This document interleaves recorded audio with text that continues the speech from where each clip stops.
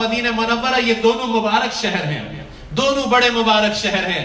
اس کے فضائل معلوم کرو. مکہ کتنا مبارک شہر، مدینہ منورہ کتنا مبارک شہر ہے. ایک بات عرض کرتا ہوں معذرت کے ساتھ، برا مت لگانا دوستوں، ان دونوں مبارک حرم کی اس وقت آنے والا حاجی انتہائی بے ادبی کر رہا ہے، انتہائی بے ادبی کر رہا ہے. میں ہاتھ جوڑتا ہوں، تم زیادہ عمل نہ کر سکو کوئی بات نہیں، لیکن ان دونوں حرم کی بے ادبی سے بچو. اس حرم کا حال دیکھو ہم نے کیا کر دیا ہے. لوگ مجھ سے پوچھتے ہیں وہ کیا ہوا تھا، کرن حادثہ کیسے ہوا تھا، مینا میں حادثہ کیسے ہوا تھا، وہ 2 سال پہلے مدینہ شریف میں کیا ہوا تھا. میں نے کہا وہ جو کچھ ہوا تھا وہ ہماری بے ادبی اور گستاخی کی وجہ سے ہوا تھا. ہم یہاں آ کر کیا کر رہے ہیں دوستو؟ میں عرض کرتا ہوں بمبئی کا مسلمان، ہندوستان کا مسلمان جتنا اپنے ملک کی مسجد کا ادب کرتا ہے اتنا بھی ان دونوں حرم کا ادب نہیں کرتا. کیا حال بنایا حرم کو، جا کر دیکھو. فوٹو اسٹوڈیو بنا دیا ہے، ایک کھڑا ہوتا ہے دوسری فوٹو نکالتا ہے، دوسرا کھڑا ہوتا ہے تیسرا فوٹو نکالتا ہے. اب تو گروپ فوٹو لی جا رہی ہے. میں پرسوں بیٹھا تھا مطاف میں، 3 بج رہے رات کے، لوگ تہجد میں اور تلاوت میں مصروف ہیں اور گروپ فوٹو لی جا رہی ہے. اور جب فلیش آ رہا ہے ان پر کیمرے کے ذریعے باقاعدہ، تو سارے لوگ ہنس رہے ہیں اور تھم بتا رہے ہیں اور چیخ رہے ہیں. کس قدر حرم کی بے حرمتی اور بے ادبی کی جا رہی ہے. یہ جگہ فوٹو لینے کی ہے میرے بھائی.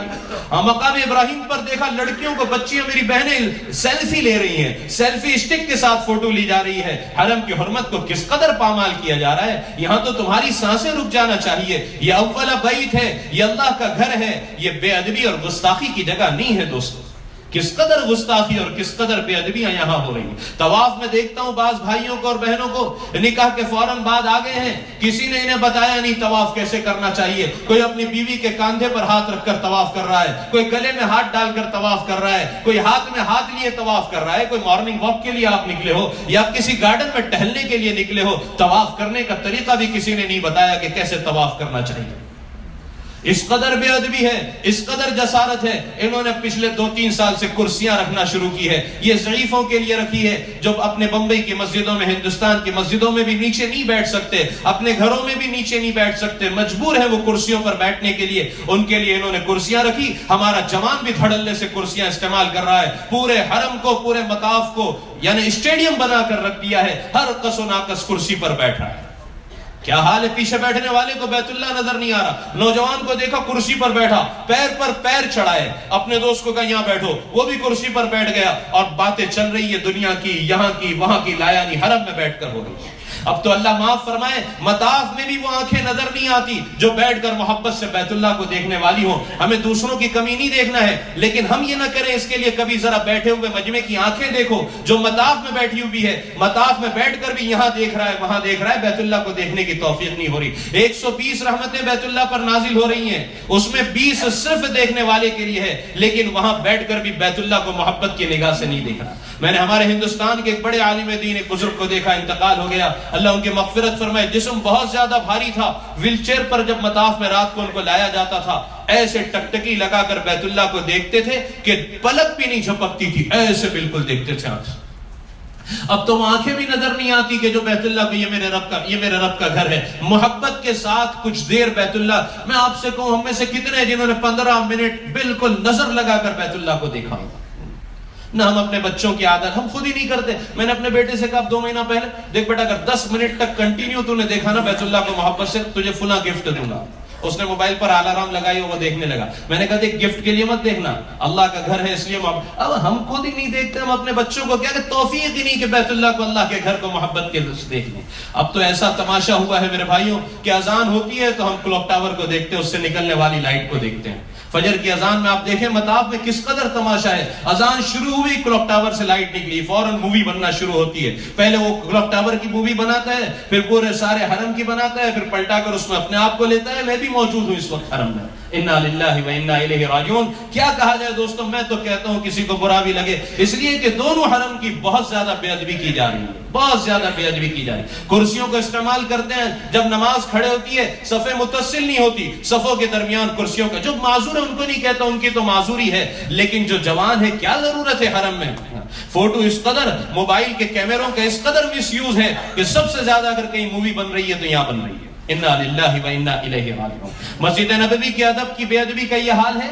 مواج شریف پر سرکار کو سلام عرض کرنے حاضر ہو رہے ہیں. کسی نے بتایا نہیں سلام کیسے عرض کرنا, کسی نے بتایا نہیں سلام کیسے عرض کرنا. 80% مجمع اس قدر بے ادبی اور گستاخی کے ساتھ صلاۃ و سلام عرض کرنے حاضر ہوتا ہے کہ کلیجہ حلق کو آ جاتا ہے کہ کسی نے اس کو بتایا نہیں سرکار کے روضے پر کیسے حاضر ہونا ہے. میں آپ کو بتاؤں, اور اس لیے بتاؤں کہ ہم یہ غلطی نہیں کریں. ایک بڑا مجمع اس طرح سلام عرض کرنے ہندوستان پاکستان کا آتا ہے, ایک ہاتھ میں چپل ہوتے ہیں اور دوسرے ہاتھ سے مووی بنا رہا ہوتا ہے.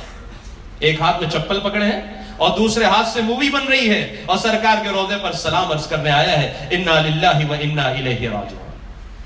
کوئی جگہ نہ ملی جہاں چپل رکھ دیتا.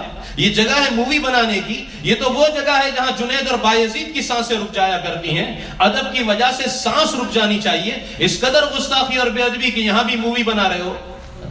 میرے بھائیوں, کوئی بتانے, میری ماں بہنیں یہاں بڑی تعداد میں ہیں.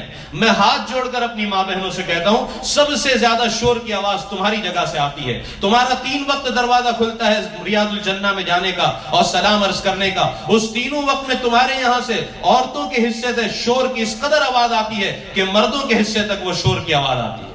اور اس قدر عورتیں بے ادبی کرتی ہیں. میری اہلیہ بھی کہنے لگی 2 مہینہ پہلے, یہ حال ہے مواج شریف پر سلام عرض کرتے ہوئے کہ ایک دوسرے کو دھکے دے رہی ہیں اور سر سے دوپٹے ہٹ رہے ہیں, ایک دوسرے کو چپل سے مار رہی ہیں.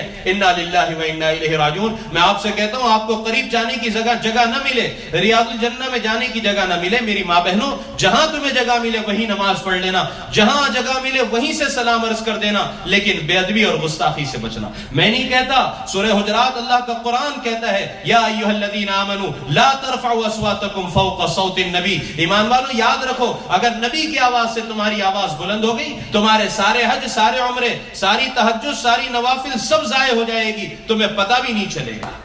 علماء فرماتے لا یشعرون کیوں کہا گیا تمہیں پتہ نہیں چلے گا؟ پتہ چل جائے تو معافی تو مانگ لے. پتہ بھی نہیں چلے گا کہ حج, طواف, عمرے سب ضائع ہو گئے, کب وہاں کی بے ادبی سب کچھ ضائع و برباد کر دے گی. اس لیے وہاں کی بے ادبی, یہاں تو کہا لبیک لبیک چیختے ہوئے آؤ, دوڑو, چلو, بھاگو, لیکن مدینہ منورہ ادب کی جگہ ہے. قدم بھی آہستہ رکھنا. میں جانے والوں سے کہتا ہوں, تھوکنے کی ضرورت پڑے, خبردار مدینہ کی زمین پر کبھی نہ تھوکنا. پولیتھین بیگ میں تھوکنا, ڈسٹ بین میں جا کر تھوکنا. مدینہ منورہ کی زمین پر براہ راست نہ تھوکنا. مدینہ منورہ کی کسی چیز کو برا نہ کہنا. صرف کسی نے اتنا کہہ دیا مدینہ کی دہی کھٹی ہوتی ہے, سرکار خواب میں تشریف لائے, فرمایا نکل جاؤ یہاں سے, جہاں کی دہی میٹھی ہو وہاں چلے جاؤ. مدینہ منورہ کی کسی چیز کو آپ نے فرمایا جو مدینہ والوں کے ساتھ دغا کرے وہ ایسے گھل جائے گا جیسے نمک پانی میں گھل جایا کرتا ہے.